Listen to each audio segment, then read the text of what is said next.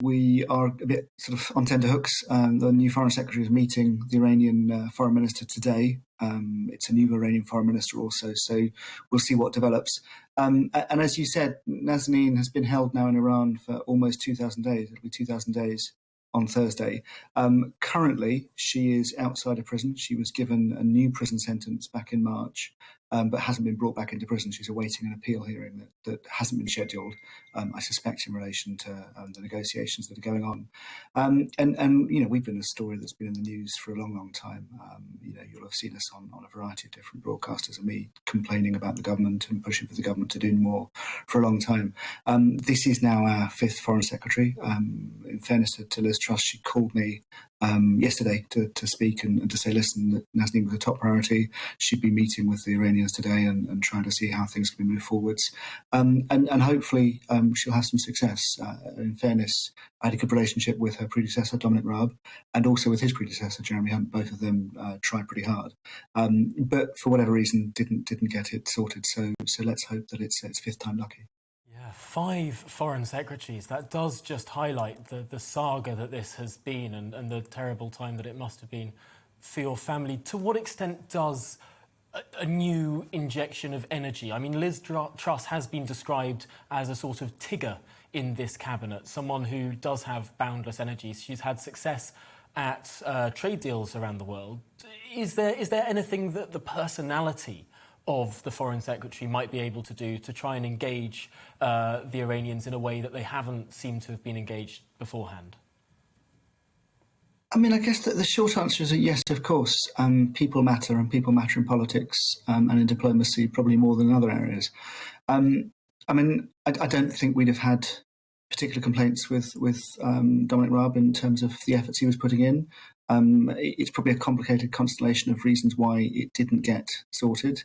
And if I'm honest, we probably felt, bereft is too strong, but certainly unsettled by the reshuffle and the loss of a foreign secretary, because it does take time always to build up a relationship. It does take time for a minister to get their head around a new brief, and it does take time to work out what their priorities are. And obviously, we and others want our issue to be at the top of the list. I'm more reassured that will be true following speaking to Liz Truss yesterday. But it's early days for her as to how things will go. I suppose what was different in yesterday's phone call compared to, say, previous foreign secretaries is, she's very new into the job, so actually gave me the space to really just lay out how I saw things and what I thought should happen, which was to say, listen, you do need to deal with Iran's hostage-taking, not just because Iran does it, but actually because other states are copying, and China does it, and Russia does it, and those are two powerful members of the Security Council. So actually the world, the UK with its allies, needs to think carefully about how it's going to protect its citizens from hostage diplomacy. For a long time, the government hasn't covered itself in glory on Nazanin's case and hasn't really grappled with the issue at a fundamental level. It's tried to get Nazanin home, but dealing with hostage diplomacy, acknowledging that people are being held hostage by governments, and what kinds of ways of protecting to get them home, but also ways of disincentivizing hostage taking. Those are big questions, and they do need to be grappled with. So that was the point I was making to her yesterday. She seemed to take it on board and said that she would take it forward. Conversation with the new Foreign Secretary. Did you propose policy in a way? I mean, on top of acknowledging that hostage-taking is going on, what is it materially that this government could be doing in order to try and resolve many of these crises? Yeah, I think there is a policy gap in this area. I think acknowledging that this is hostage-taking is something, looking at why people do it, and there are causes of crime always, so there are underlying issues that need to be resolved. In our case, it's a debt. There's also a way of part of the reason why Iran practices hostage-taking is because it's cost-free. It's actually quite an effective form of diplomacy. And we applied on Friday over the weekend for sanctions. And that's Magnitsky sanctions, so individual human rights sanctions to be imposed on the perpetrators of Iran's hostage taking, and that's something that could be done for Iran. It could be done for other places where it's happening.